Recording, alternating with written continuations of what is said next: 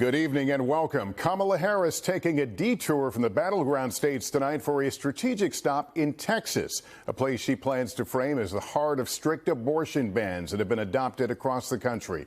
One of her closing arguments as the race enters its last miles. Today, for a second day, Harris harnessing the power of celebrity, sharing the spotlight with some of her highest profile endorsers. Beyoncé taking the stage with her this evening in Houston. Donald Trump, who also happens to be in Texas, calling out the VP for spending time with celebrities as he highlighted border security and crimes police say were committed by undocumented migrants. Once more comparing America to a garbage can. The former president also looking to widen his appeal among male voters. Peter Alexander begins our reporting tonight. Lester, this line winds around for blocks. Thousands gathering here to see Vice President Harris alongside pop superstar Beyoncé here in her hometown. The campaign looking to get some high wattage help in the home stretch. Vice President Harris tonight, multiple sources tell NBC News, getting a boost from Beyoncé, whose song Freedom has become the campaign's anthem. Less than 2 weeks till Election Day, Harris is making this unusual stop in reliably red Texas to highlight what her campaign calls ground zero of the nation's extreme abortion bans. Texas law makes no exceptions for rape or incest. Harris blames former President Trump, who's taken credit for the repeal of Roe v. Wade. Real harm has occurred in our country. A real suffering has occurred. People have died. Tonight, she'll share the stage with women who have suffered the consequences of new restrictive state laws, including Lauren Miller of Dallas, who learned at 12 weeks one of the twins she was carrying had a rare chromosomal condition, making its survival highly unlikely. She was hospitalized twice, but because Texas doctors would not perform an abortion, she had to travel to Colorado to get care. I'm not sounding the alarm bell about a hypothetical, made-up scenario. This was my real life. My health was on the line, and my son's life was on the line. It comes 24 hours after a big rally in battleground Georgia, headlined by Bruce Springsteen. Actor and filmmaker Tyler Perry appealing to black voters to show up for Harris. And what I realize is that in this Donald Trump America, there is no dream that looks like me.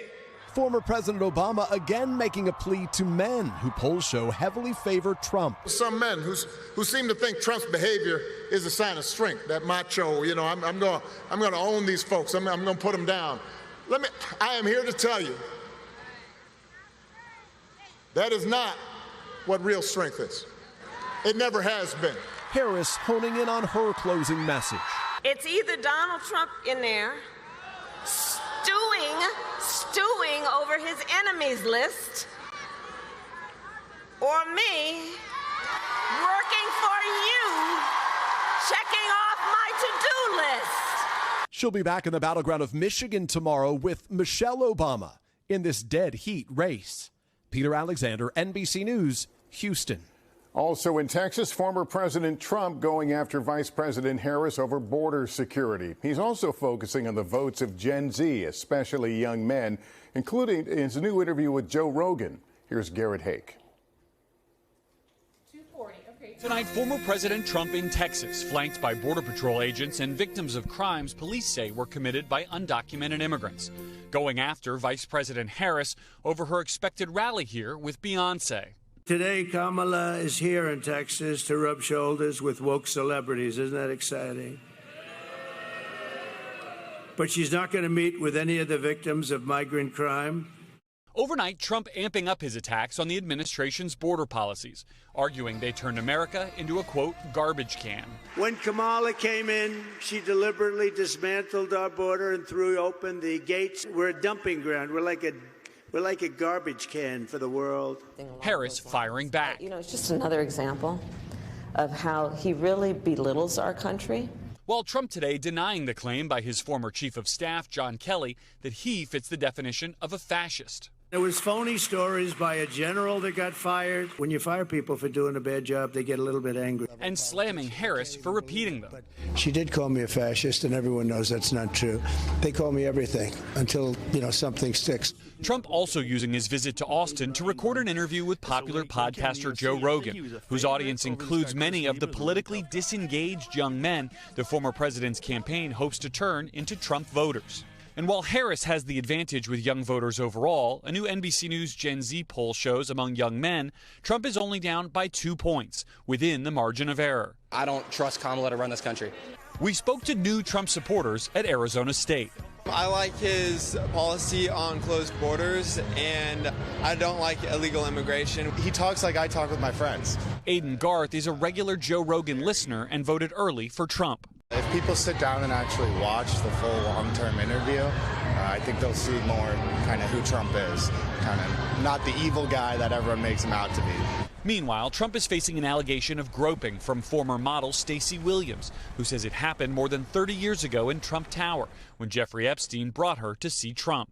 Just as soon as Donald saw us, his arms were around me and he pulled me into him, and then the groping started. And I just froze. Williams is a Democrat who first told her story publicly this week on a Zoom call, Survivors for Kamala. NBC News spoke to 7 people who said Williams had told them about it between 2006 and 2022. The Trump campaign notes the accusation came 2 weeks before the election and says it is, quote, unequivocally false. And Garrett, it's notable that both Trump and Harris are spending time in a state that is not a presidential battleground. That's true, Lester, but it does have a competitive Senate race. Republican Ted Cruz appearing here with Donald Trump today. His Democratic challenger, Colin Allred, expected to share the stage tonight with Vice President Harris in Houston.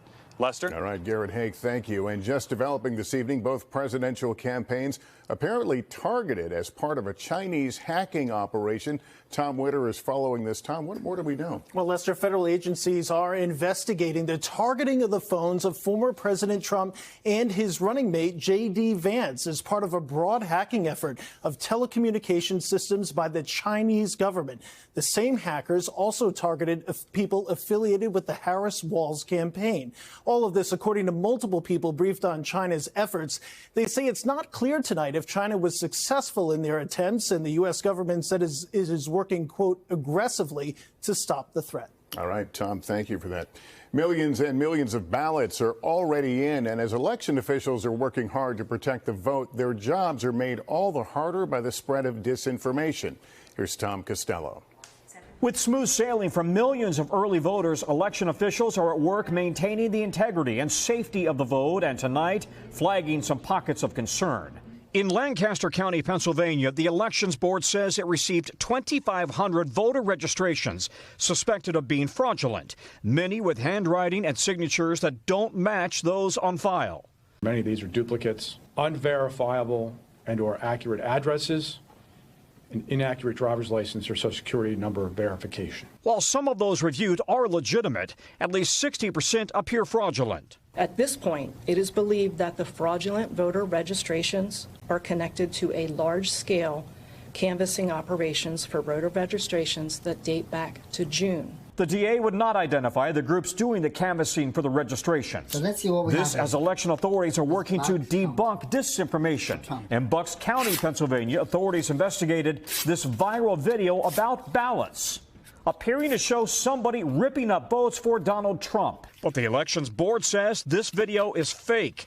The envelope and materials depicted in this video are clearly not authentic. The Elections Board says it's notified law enforcement. Pennsylvania, a critical battleground state for both campaigns, with 19 electoral votes at stake. The Republican Secretary of State Al Schmidt on Meet the Press Now today. Probably for most voters, it could look convincing, and that's distressing because things like this are really intended to keep people from voting or to undermine confidence. Meanwhile, Colorado authorities are investigating at least a dozen mail-in ballots in Mesa County that were stolen and fraudulently filled out. While most were intercepted, 3 were processed and counted. And this attempt at fraud was found and investigated quickly because of the groundbreaking tools that we have here. It comes as the Cybersecurity Agency Director, Jen Easterly, says it's up to each state to safeguard election integrity. They're the ones who are running elections. They're the ones that are closest to it. With tens of thousands of polling sites and hundreds of thousands of election workers, Easterly says there will be hiccups and disruptions in a hotly contested election. Lester? All right, Tom, thank you. And as we mentioned, early voting is breaking records with another new twist. Hallie Jackson explains. Forget Election Day. Welcome to election season. For me, it's convenience to vote early. More than 30 million votes, with some states shattering records. More than 1 million in-person or mail-in votes in battleground Arizona. More than 1 million in Michigan. More than 2 million in Georgia. Well, I went out and voted like they suggested we do. 8% more women than men have voted early, and more registered Democrats than Republicans, too, but only slightly more. And this year, that's a new twist. Republicans are showing up in large numbers at the beginning of the in-person early voting period. In the past, we did not see that. Usually it was Democrats who were out of the gate fast first. The GOP's been hoping to close that early voting gap and bank ballots now. Get them to make a plan and vote between now and November 1st at the end of early voting. But a potential hurdle comes from the candidate himself. Former President Trump, at times, encouraging supporters to vote early. Get a ballot, go out and get a ballot, get as many Trump supporters as you can. But also lobbing unfounded claims of rampant mail-in ballot fraud, echoing the election lies he's told for years. This is going to be a fraud like you've never seen. Experts say voter fraud is exceedingly rare, pointing to numerous safeguards to secure mail-in ballots. But for some of Mr. Trump's supporters, I just don't trust it at all. I don't trust mail-in ballots. And while more Republicans this year are voting in person early, according to data from the University of Florida, that's less true for mail ballots. Folks, the election is here. Still, as the lines at the polls prove, no need to wait for November. We thought just get it done right away. To get your sticker sooner. Remember, even if we know an early voters party registration, it doesn't mean we know the candidate they voted for sure. And it's also not clear right now whether these early voting trends mean more Republicans are turning out altogether or whether they would have just shown up on Election Day anyway. Lester? Okay, Hallie, thank you. Thanks for watching. Stay updated about breaking news and top stories on the NBC News app or follow us on social media.